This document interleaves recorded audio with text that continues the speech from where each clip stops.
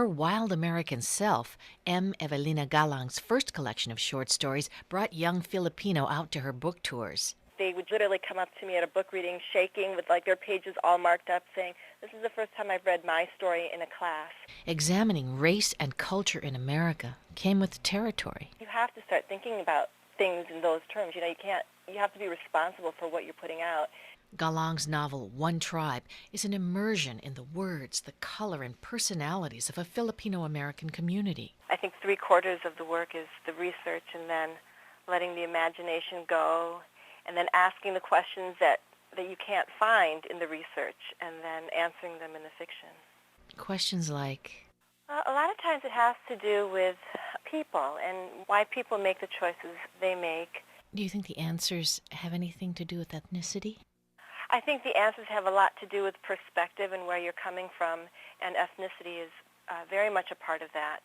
Do you have a place of distinction? Have you been abused as a people, as a culture? And then what are you like as an individual? I think that's where the mix becomes really interesting.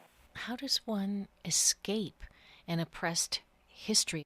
I can't really answer for my entire people, but I can answer for myself. For example, the comfort women of World War II or the teenagers in my stories, it's about people who've been traditionally silenced and been ignored and then giving them a voice through words, through stories, and through the imagination. For me, that's how I begin to respond to that historical oppression of a people.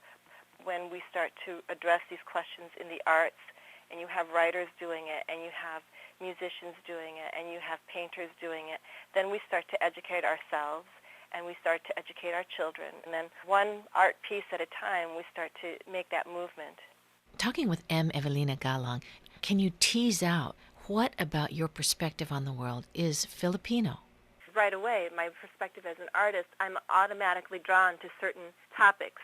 Family becomes a very important perspective for me when I think about who I am as a Filipina. And you hear this as a stereotype about being loud. We're a loud people, but we are a loud people because there are so many oftentimes in one room. And that's also connected to family, loud and many stories, many conversations, and a lot of laughter, and a lot of interrupted stories. So for me, that becomes part of the rhythm and the perspective of being in a community. The stories, layering on stories and interrupted stories.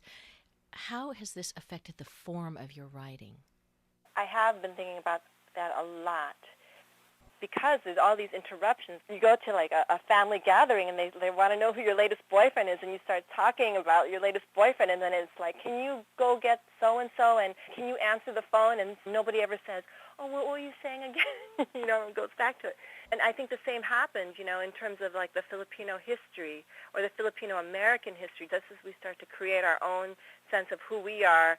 In come the Spaniards, or in come the Americans, and that's interrupted, So I wanted to kind of reflect that, and so I really see it a lot like a documentary film, the way you have the documentary, and then it's interrupted by images or interrupted by other storylines.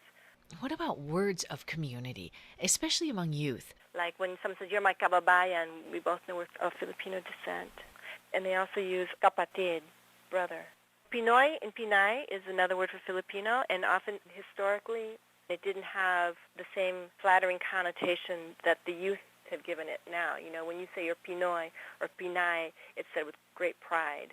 Evelina Galang with Noe Tanigawa for Hawaii Public Radio.